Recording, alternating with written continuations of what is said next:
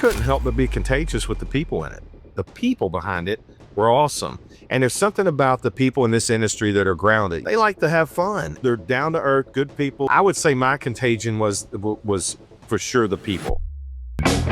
Welcome to the Gain Traction Podcast, the official podcast for tire business. I am Mike Edge, your host, and I have the privilege of interviewing the tire dealers, shop owners, counter sales reps, technicians, industry executives, and other thought leaders of our industry. This episode is brought to you by Tread Partners. Tread Partners is the leading digital marketing agency that specializes in digital marketing for multi-location tire and auto repair shops. Tread Partners works with clients that have hundreds of locations down to 5 locations. Get a professional, unbiased opinion and let Tread Partners review what you're doing. It starts with a simple conversation. To contact Tread Partners, visit treadpartners.com. So let's get started.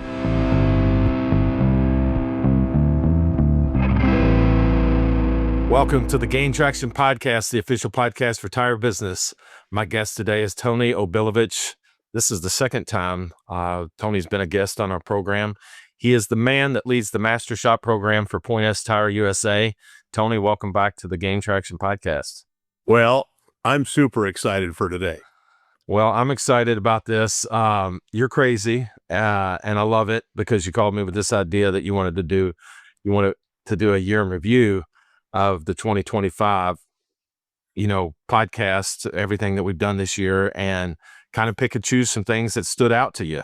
And except the way you wanted to do this was you wanted to turn it around on me and ask me what I thought.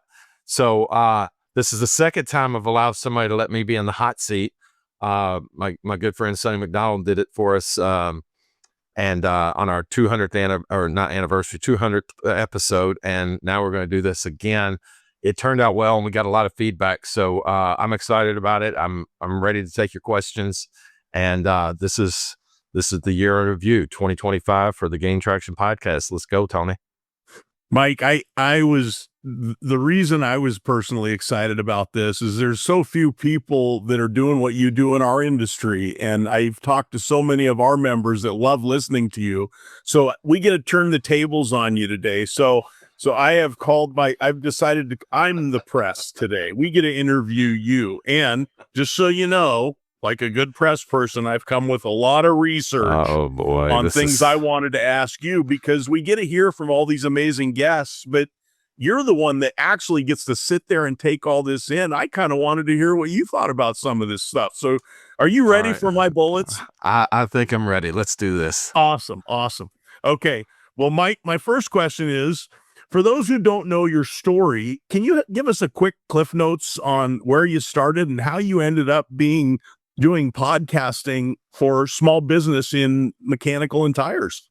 Yeah. So it ended up, let's go back about 24 years. I got into internet marketing, and this was at the beginning of everything. Like, this is the beginning of Google. You still had Lycos, Alta Vista, all these search engines or directories out there at the time. And one of my clients ended up being Jasper Engines and Transmissions. And because of that, and they're in a lot of shops that, are our friends and associates and colleagues, we fell backward into the tire industry, the company I was with at the time. And I built up a network of friends there, and I spoke to a lot of groups. I actually did a lot of education, just teaching dealers what they needed to think about. And if if you're not here, you need to be here. And if you're here, you could be here, those type of conversations. Yeah. And it was a lot of fun. And those were the very early days. Just get a website too, just some of those type of conversations. And I had people tell me, man, internet, I don't need an internet. That's not the way our business works. Now you can't live without it, right? But I could see the writing on the wall, and I could see some of the people, my colleagues that I was working with, really had some great concepts for local marketing. And so that's how I got into the tire business, and I made a lot of friends in it.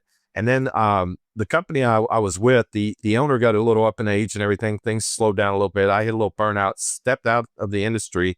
And then a mutual acquaintance of mine, and Neil Meyer, the founder of Tread Partners, who is our parent company at Gain Traction, he and I connected. And the guy, and he asked me, would you ever consider getting back in this industry? And, I had never been asked that question. I'd been out for a few years, and I thought, my gosh, I loved tire and auto repair. And I knew that this was only going to be the only segment I dealt with. So I was like, yeah, I think I'd like it, but we got to find the right opportunity, right talent, etc. Turned out I get involved And next thing you know, Neil's like, I want to start a podcast for the industry. And I'm like, I'm not on a Zoom or anything. I'm on a phone call and I'm sitting there like, oh, what are you talking about, dude? And I'm being a good soldier, but he can't see the expressions on my face. I'm like, what podcast? And I'm like, oh yeah. I said, well, who's going to host it? And then he says, you and me. And I'm like, oh, okay. How are we going to do that? And he's like, we're going to trade off on guests.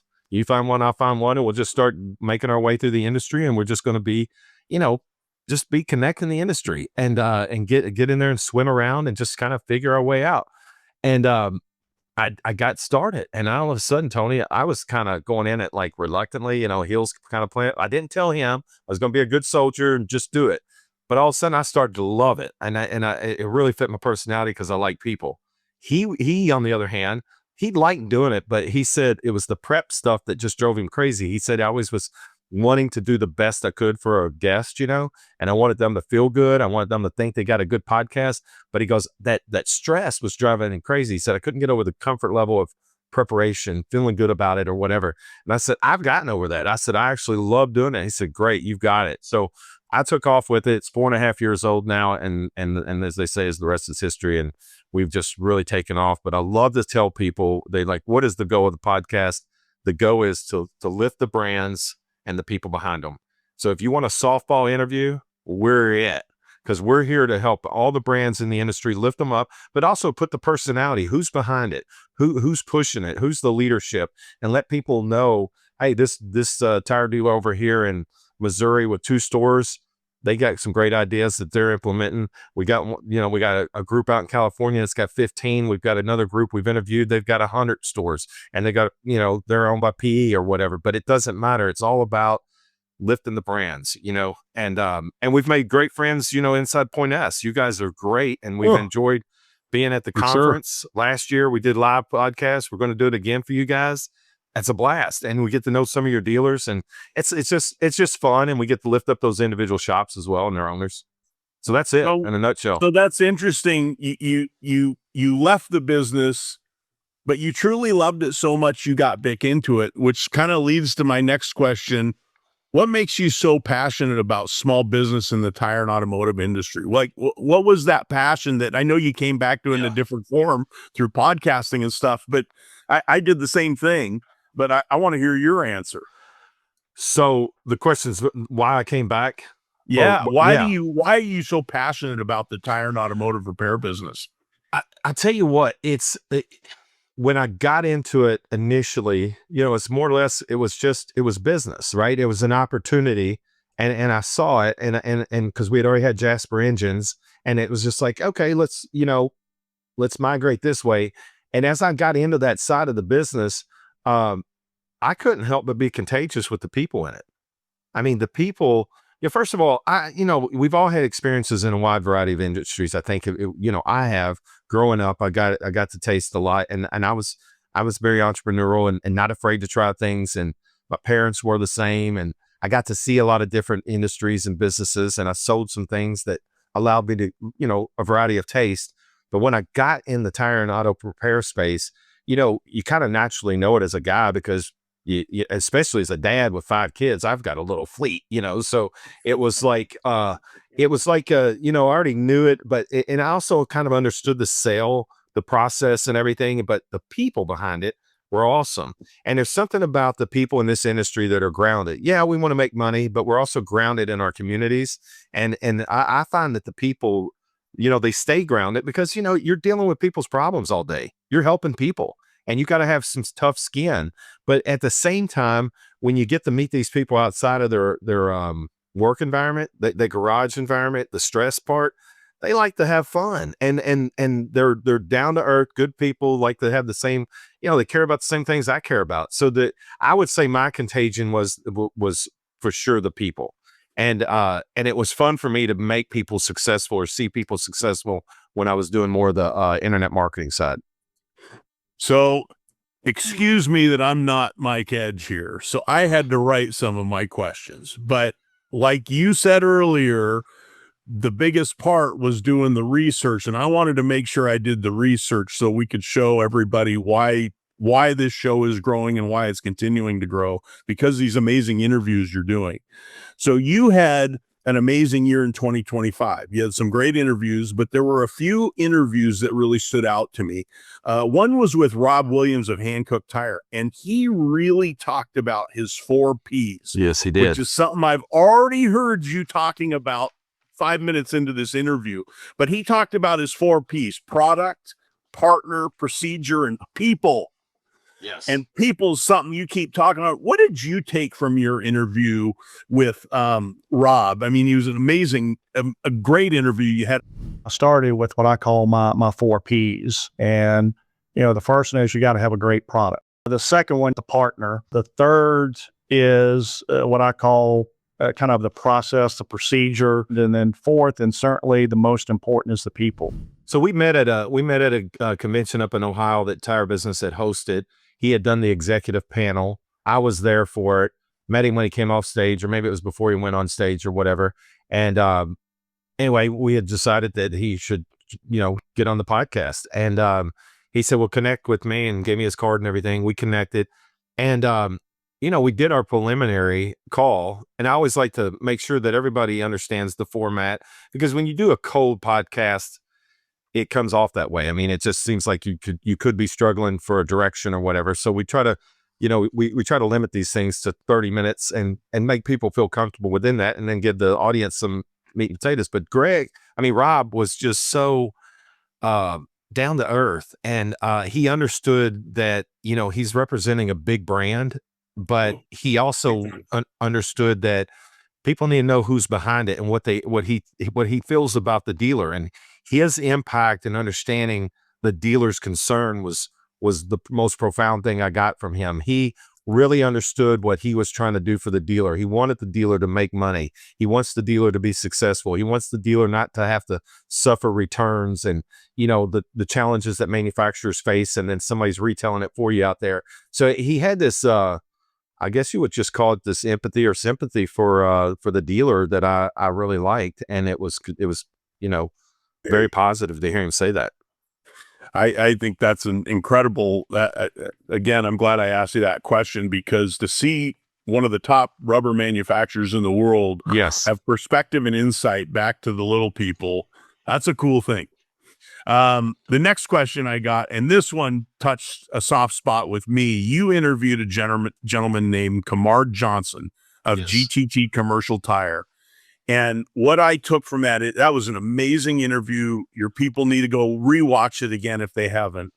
One of the things I do in consulting is I try to get people to manage their business, and a lot of times the business is managing them. Kamard said something amazing to me. He said his business was bumping along while he was on the sales counter. And the best thing he did was to get his tail off that sales counter, paying attention to his P&Ls, paying attention to his overall financial system. Someone else can work that counter. He needed to oversee the whole ball of wax. What did you take away talking to a success story like Kamard? One thing that he and I have talked about, I don't really see myself in the light that a lot of people see themselves as business owners or even CEOs, where I feel like I built this, because I know I didn't. I think my brother, like a lot of founders, because that's what he is, he founded this. I'm more the guy that I'm an architect. I'll write this thing down. I'll create the vision for it on paper, but somebody else has to actually put in the labor to, build it out. And I really think that is the essence that, the two of us have been able to really coexist in. I liked his honesty. I liked, and specifically his honesty with himself. He came in the business and wasn't necessarily from the business. His brother had started it, and he came in to help him because, his brother realized, I've gotten it to a point that I'm maxed out. What do I do now? And he knew Kamard had those talent skills to elevate it. And Kamard did too. And he said his mom had kind of pushed him to go work for his brother and get involved. And then he did. But then he realized where he made mistakes. And what I liked about Kamard was he was just honest. He was honest with himself, and with that checkup point that he had at that one point, like, man, I'm in the wrong spot. And even though I can do this spot, I don't need to be here every day. And in the way that he checked up and recognized where he needed talent and where he needed to be, And that, it's also the recognition of, that he gave me was the recognition of what I'm not good at or passionate about, or that I don't need to be involved in. And I got to trust others, and I got to let go. And after that, I think it really took off. Yeah, I really think to all micromanagers out there, go listen to what he had to say. Kamard, that really was one of my favorites. I had a lot of them, but Yeah. that was one of my favorites. I'm glad you pointed that one out, because Kamard came recommend it to me, and then when we did our preliminary, it's funny how that I think our audience is going to benefit from this guy. Oh, there's so many Yeah. micromanagers out there that feel like they're trapped in kind of how they're doing it, and they don't think there's any other way. And Kamard, what's amazing about him is he was able to actually look in the mirror, acknowledge it, and change. Like that's unbelievable. So kudos to him. Okay. I'm a father of 3 amazing daughters. If I took my 3 type A daughters and brought them into my industry, they would crush it. So naturally, I was super excited when you got to interview Melanie White. This lady is crazy impressive to me. She's the president of Hellwig Products and the chair of SEMA. And she talked about GYT, government advocacy, youth engagement, technology, and innovation. Again, we're kind of coming back to this people thing. They're talking about people. But I got 2 questions on this. What stood out to you most about interviewing such an amazing person and leader in her industry? Number 1. Number 2, something that I'm passionate about. How do we get more females and women into our world? There's just, you don't see a lot of women in the automotive and mechanic business, and there needs to be more. So we've been making helper springs since 1946. Next year, we're going to turn 80 years old. That's fantastic. So yeah, 8 decades of making helper springs, and then we added sway bars on a little bit later. Well, for her, she's 4th generation, so it was just kind of there, right? So it made it easy. And maybe it wasn't easy in the sense that, when you're growing up, you don't know exactly what you're going to do or whatever, but she had a platform and she embraced it, and they have a great story. And what I like about Melanie is I love the quality of, I could tell she's got loyalty. She loves her family's brand, Hellwig, and she loves her family's history, and she's proud to represent it. And then she's really proud of SEMA because her dad took her to SEMA. She was around SEMA a long time, I think, before she, took over the helm or whatever. But like she says in the interview, which I think's awesome. I've had the privilege of interviewing her 3 years in a row now, but now she's chair. She wasn't before, she's chair elect, but she goes, all it means is I'm the first volunteer, and it's like, and she has a great perspective on that leadership by example, and you can tell it by her involvement, her enthusiasm with her involvement.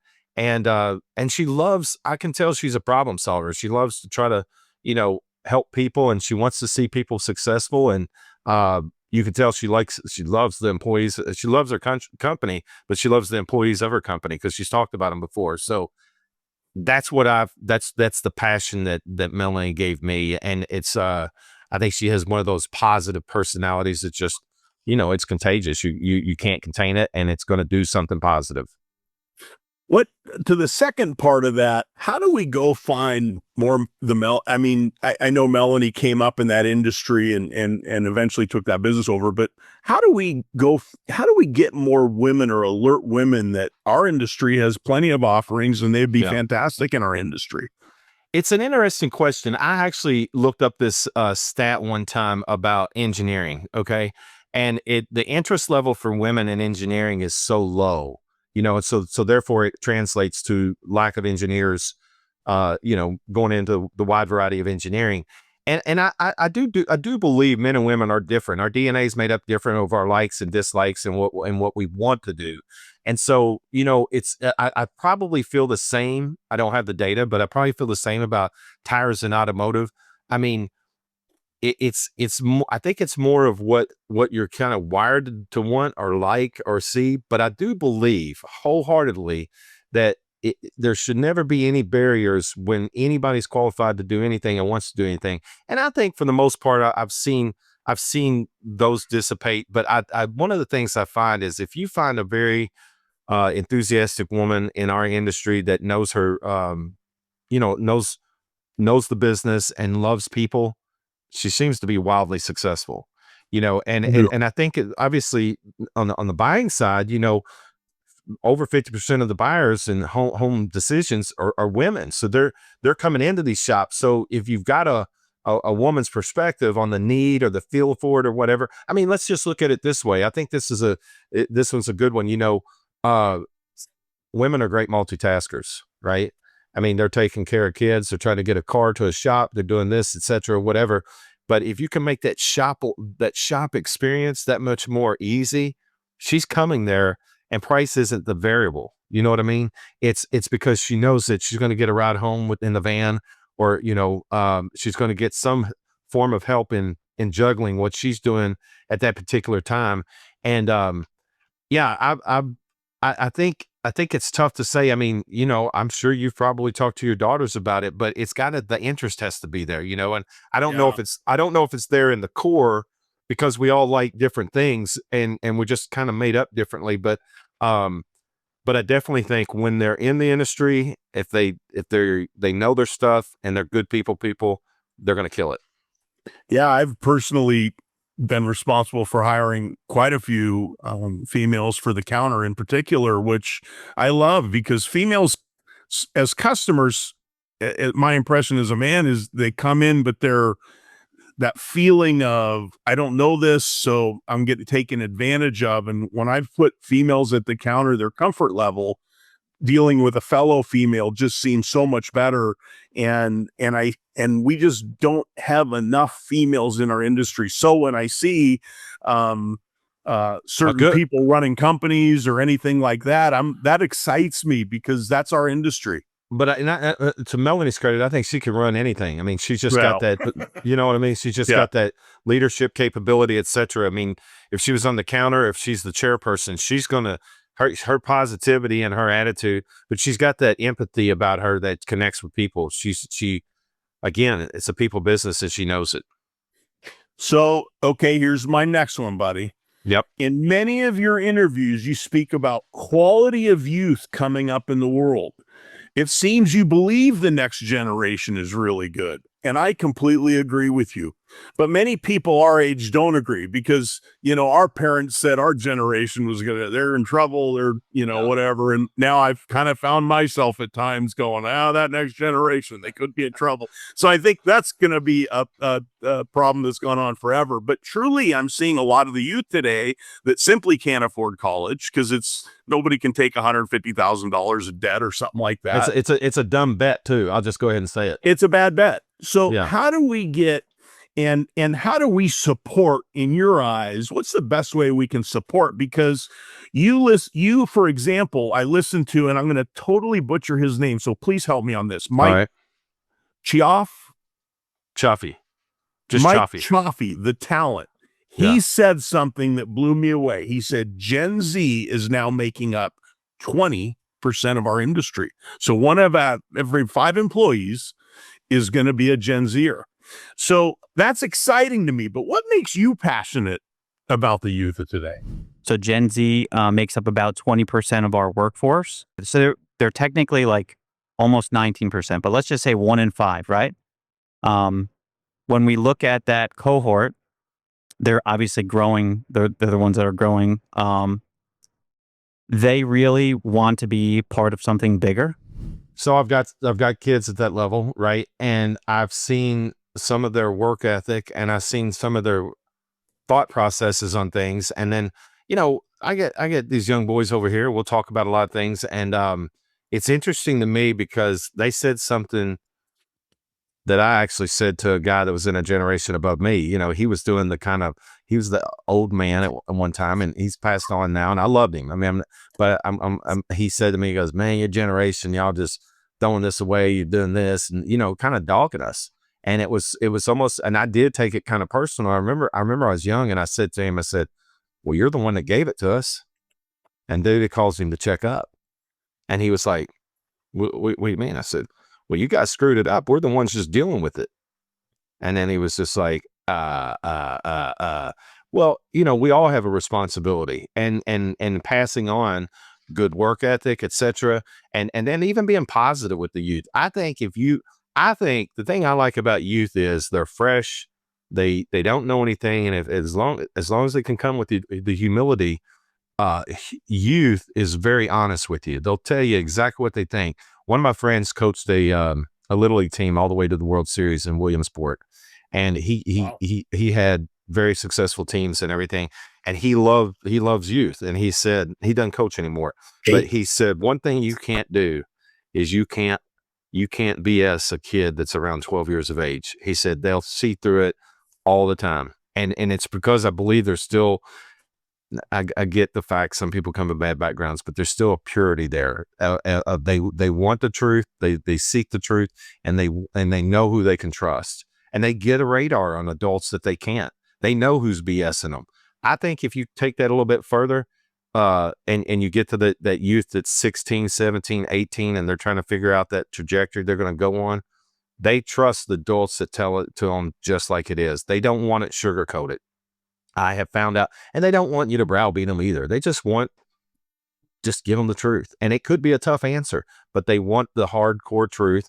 And I think they know that and they want support. They want to know that somebody can, push them in the right direction and be there to support them. So I think, based on what I'm seeing in youth around me, is if they get those tenets of character to them, they're going to do just fine. And they're going to add to our culture. They're going to add to our, everything they see. One thing this is really interesting. I find this fascinating, but my son, who's 21, lived through COVID at the age of, 15, 16.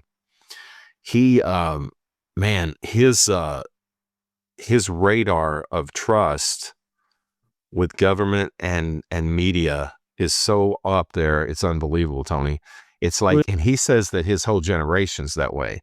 Like, so they saw all this stuff, and then how they had to not participate, and then they were allowed back in, and then you had to do this, and you had these you know what I'm saying? All these, and the constant change, and nobody had the right answer or whatever, and they saw the kind of the chaos of it, and I think they saw adults panic, out in front of them in some way, and then you get through it, and everybody looks back and goes, "What was that?"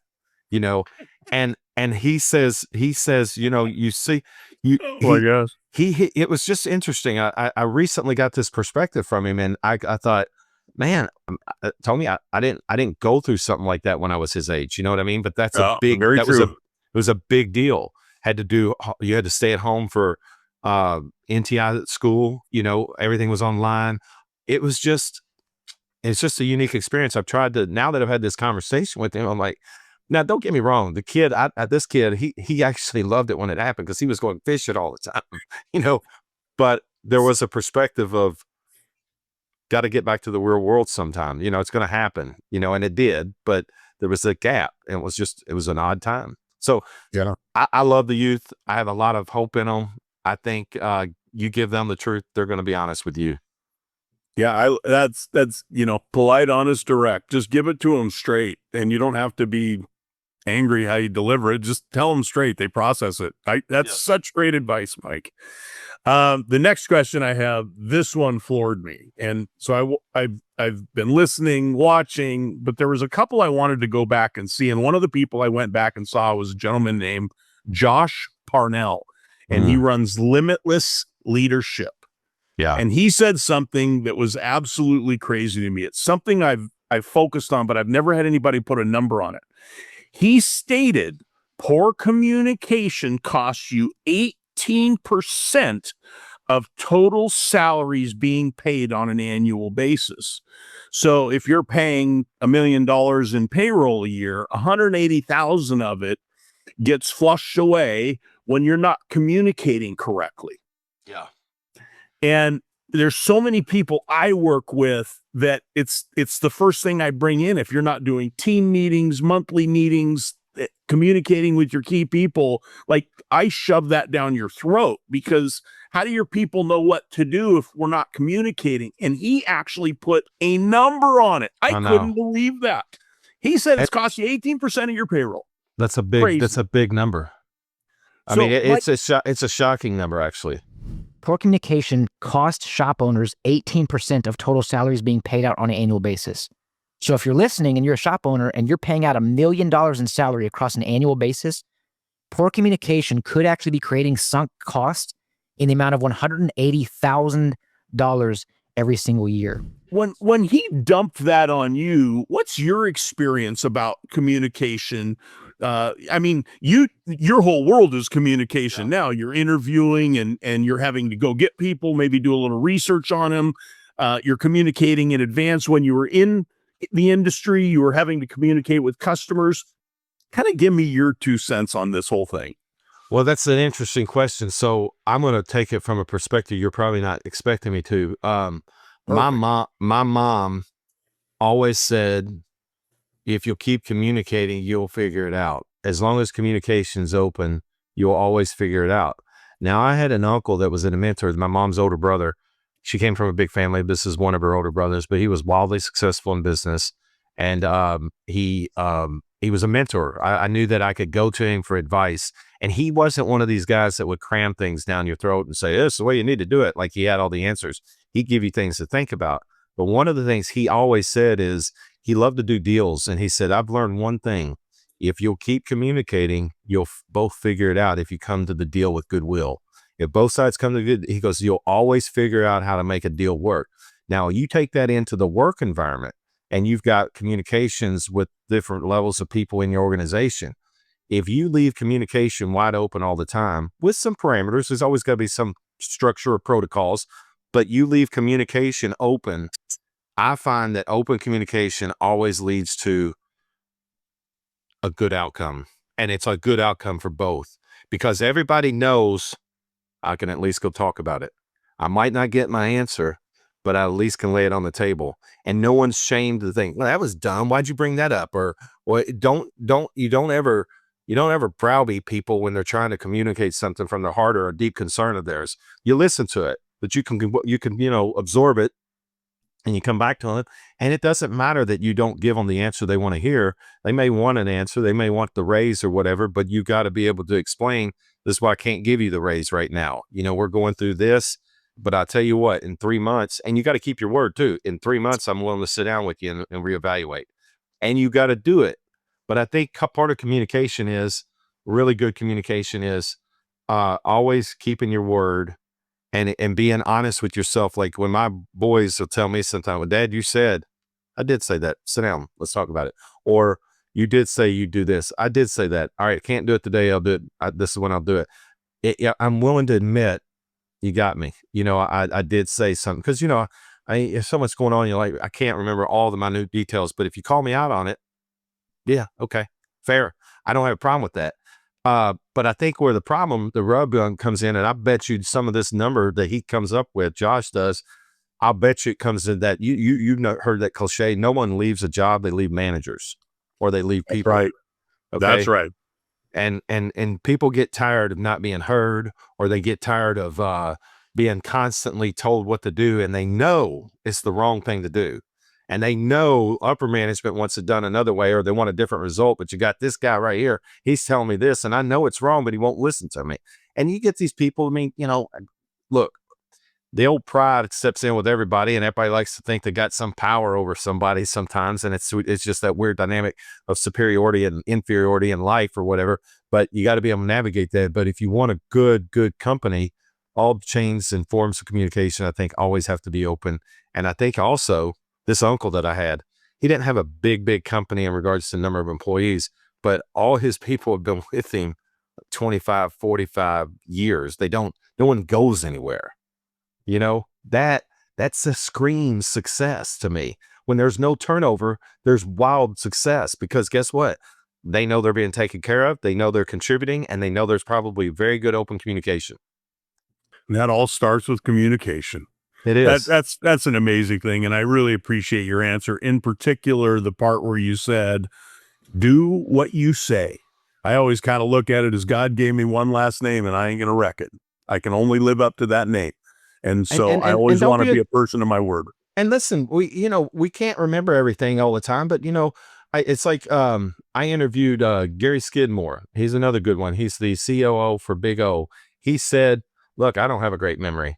But if somebody calls me out on something I said, I'll be like, yeah, that sounds like something I say.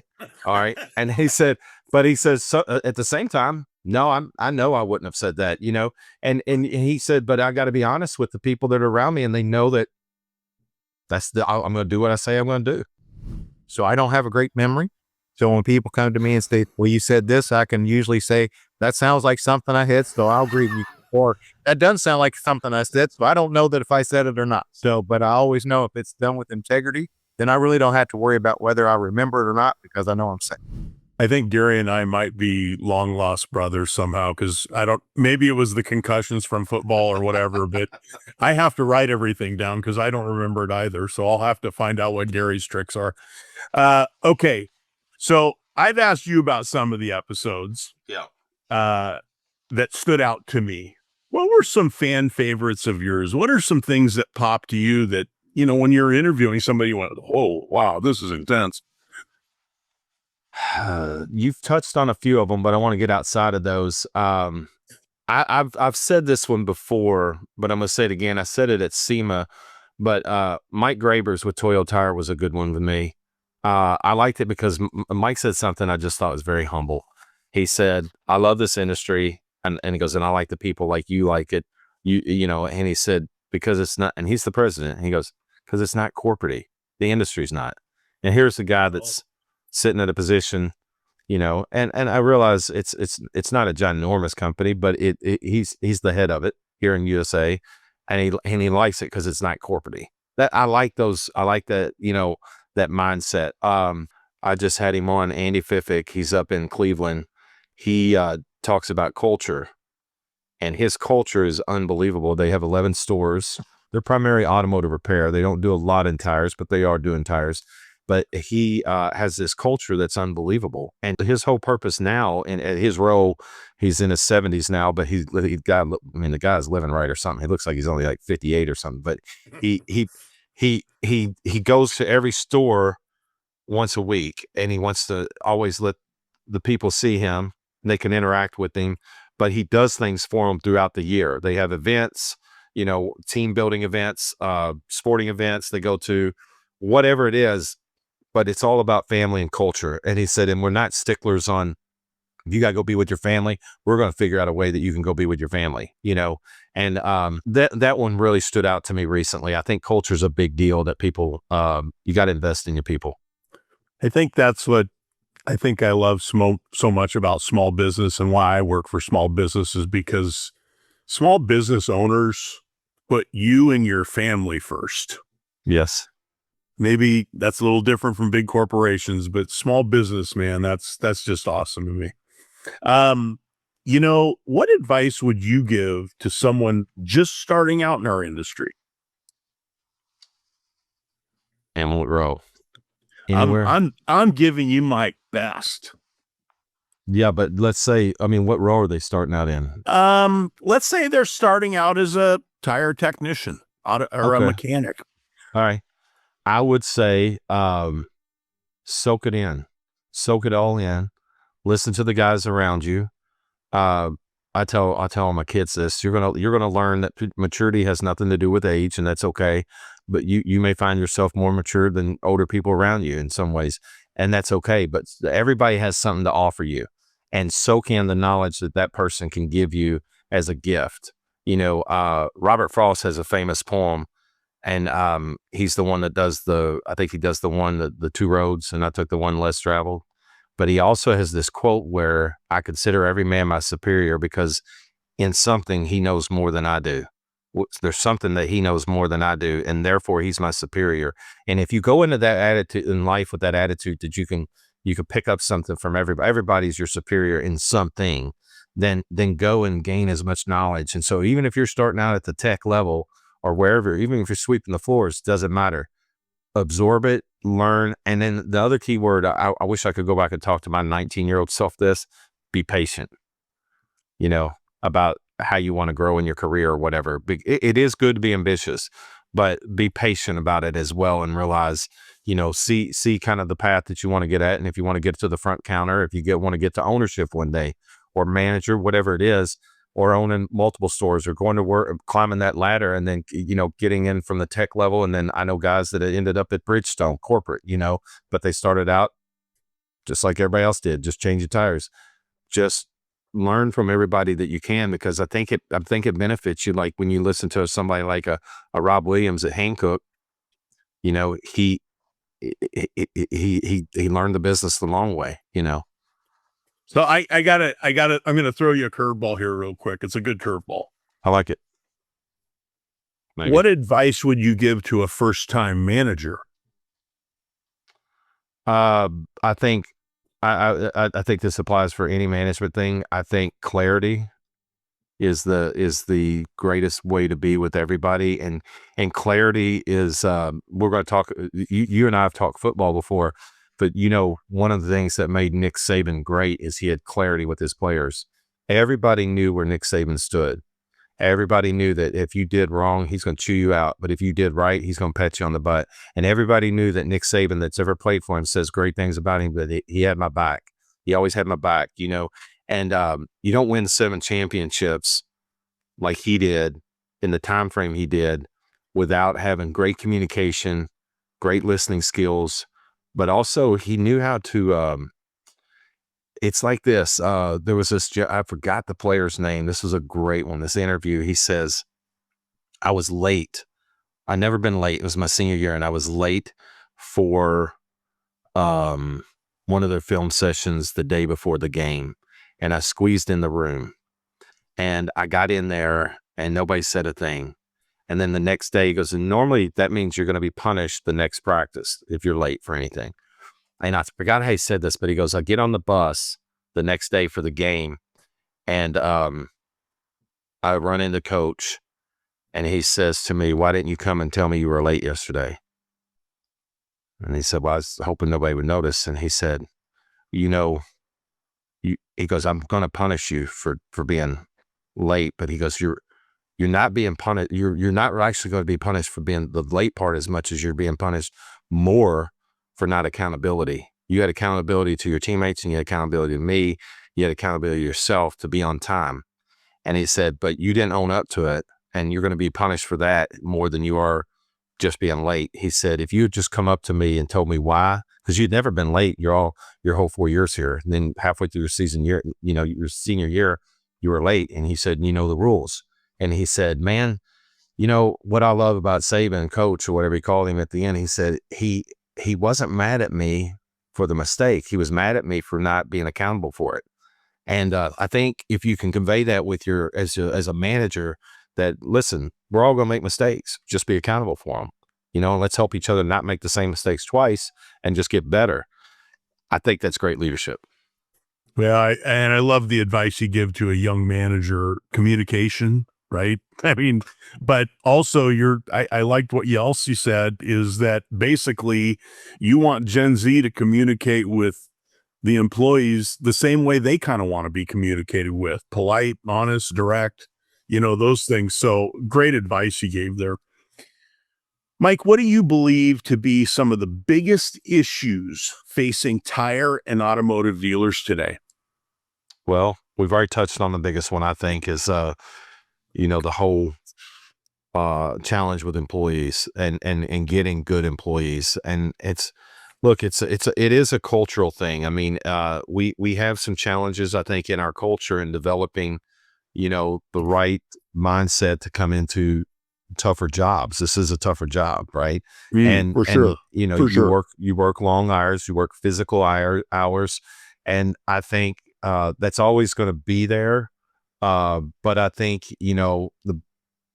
I would say that's bar none. If I listen to everybody out there, that is bar none the hardest. I mean, there's some unpredictability things like, when you get into geopolitics and tariffs and things like that, but that's everybody's, that's all. Price is always going to be a factor to some degree, but everybody wants consistency, stability in kind of in the home, if that makes sense. It's kind of like I told my kids that are married now, the best thing you can give your kids is stability. Give them that ground, that ground they can stand on and it not be shaky, and that they can get their footing so that they can start stepping off and taking chances or whatever and go make their little risk in the world that they're going to go play violin or they're going to go swim or they're going to play football or they're going to get into boxing or whatever it is that your set of kids are going to try. But they have that nest, that stability back home. They got mom and dad support. They got, their siblings and the nest is consistent. Well, I think you take that out in the workplace, you got to create a good nest for people to feel comfortable in. And your hardest, I think you're asking me what the hardest thing and the biggest challenges is, I think creating that right culture, because right now we've got to overcome a lot. I mean, I'll never forget, there was a guy named Dave. He was the general manager, plant manager for the Corvette plant in Bowling Green, Kentucky. And he gave a, he had Big Row. It's a cool plant to say you're the plant manager of, and but you got 1,000 people or more that you're responsible for and everything. He said this 15 years ago in a speech, and I thought this was very telling. He said, we have a problem today culturally because we're not training people to think about how important it is to prepare yourself for work. We're maybe coddling that generation. And he said, what's happening is if you come to work now and you dress decent, you shake my hand, you look me in the eye, and you know how to talk and answer questions. He goes, I hate to say it, but you're already 50% hired. And he goes, and these are just soft skills. He goes, back when I was growing up, he said, I was growing up in the 70s, 60s, and 70s. He said, heck, soft skills were expected. You had to have the soft skills. And he goes, and then it came down to your qualities and your capabilities. He goes, now you're already halfway hired if you just got soft skills. And he goes, so and he said, so what I'm telling you out there, and I already had kids, he said, for those of you guys that have had young kids, if you teach them the soft skills, they're going to be way ahead of a lot of other people out there just by showing up, be punctual, dress appropriately, and be able to talk to people. He goes, you're already halfway home, and getting the job. And he goes, and that's sad to say, that's the state we're in. So I think how does it, so shop owners might be listening to me right now and thinking, well, okay, what's that got to do with me? How am I going to overcome it? Well, you got to overcome it in your own home in a sense. You know what I mean? You got to train your own people to overcome it. And if that means training them on the soft skills, when you got a talented mechanic out there or technician out there, bring in those type of opportunities, train them to understand what makes them a better person and makes them a better employee and makes a better unit all the way around. I hope that's kind of a long-winded answer, but that's where I see but I really loved what you said there. You equated family and stability at the home. Employees want the same thing. They don't. Employees, I've seen places where they a service advisor calls up to order parts, and the parts house says, "Hey, we can't sell you anything because you owe us money." I mean, that's a scary thing for an employee. They think, man, the company's not doing well. Employees want to work where they know they're stable, they're appreciated. Your answer was just perfect there. Yes. Okay, last question. All right. I get to be a little bit of a homer here. So this one comes from one of your loyal listeners, and I know this for a fact. Gentleman named Brandon Haltewanger. He owns Forest Point S in Johnson, South Carolina. I like Brandon. And also coming soon, his second store, Legacy Point S in Abbeville, South Carolina. He is a customer of my Master Shop course, so I'm giving a little insight, but he loves so much. So when I told him I was going to be interviewing you, he goes, "Oh, you got to ask him a question." So Mike, you always talk about business and people and all that, but we're going to detour from that for 2 seconds. Give me some of your favorite movies, because I know you're a movie buff. You and I have gone deep dive on this. Yes. And favorite foods. P.S. Brandon says, keep up the great work. What time? Couple great movies and a couple great dishes that we need to go try because you recommended it. I'll give him, Brandon, I'll give you a shout out. I really enjoyed meeting you last year and look forward to seeing you again. But, and congratulations on your second store. So, man, I've got so many movies. And I had an inkling that you were going to ask this question, so I actually jotted down some. But, I could go, there's a lot that I go with. I've got a lot of number ones. It just depends on my mood. I've talked about this before. It's such a, but like, well, now you got to tell the world, buddy. So, I love Godfather 1 and 2. I love Rocky 1 and 2. I love, I'm trying to think, I like Westerns. I like old Westerns. I love Butch Cassidy and Sundance Kid. Okay. I love The Man Who Shot Liberty Valance. I I just saw I watched that because you told me, and that was good. When the Twist great. Yes. Didn't see it at all. It's just so cool, and and three great actors in that movie. But and I like the one that was made for TV. I might call this the greatest Western of all time. I love Lonesome Dove. The okay. epic.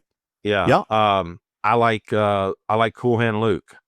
You could see. I'm going back a little bit in time. The movies I like, but I mean, there's some oldies and good ones. But I like on the comedy level, I love Groundhog Day.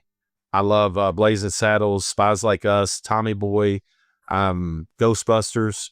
I mean, all this 80s stuff, that was my era. But I love slapstick, on the comedy level. But then, you could go to movies like Gladiator, Braveheart, these guys that were living for something bigger than themselves, And I love at the end of Gladiator, he's dead, but the princess says he's a Roman soldier, honor him, and they leave the emperor out there. And what do? They pick him up and carry his body. And dude, that's just, like, oh, it's awesome. I mean, it's just, I mean, I even like, it had no English in it, but I even like The Passion. I mean, look, I'm a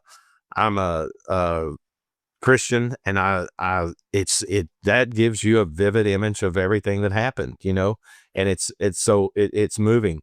I like, another Western. If I didn't mention this one, did you ever see Once Upon a Time in the West? Did we mention that one? Isn't that a comedy? No, this one's got Charles Bronson in it. It's got no, I have not seen that. Henry Fonda in it. The music in it is fantastic. It's the same composer that did all the spaghetti westerns, where it's got that eerie kind of sound to it. And Ennio something, I can't think of his last name, but anyway, that's some of them, if that helps you out. Awesome. Oh, well, you wanted food too, didn't you? Yeah, you got to make me drool before I leave a little bit. Okay, so this was basic, and everybody's gonna be like, "Are you serious? This is what you?" My wife's like this. That's it. But I can't help it. I'm an easygoing guy. But if you told me what was my last meal that I could have, and I get one shot, man, I love bacon, eggs, and toast. I mean, I love it. I know it sounds basic, but then here's some things that you guys aren't going to be familiar with. One of my delicacies in my hometown is mutton. Owensboro, Kentucky eats more mutton than the entire United States combined. We eat a lot of mutton here, and that's what we barbecue here. And if you've ever had it and you like it, you know what I'm talking about. Now, some people I bring into town, it's all right. It's so you either really like it or you don't. But I've got a friend of mine that comes in from St. Louis a lot. He used to come in more, but I could never. We got some decent restaurants here. He wouldn't go eat anywhere. He goes, I can't get mutton anywhere else. I want mutton. We had to go eat mutton every time. But I love.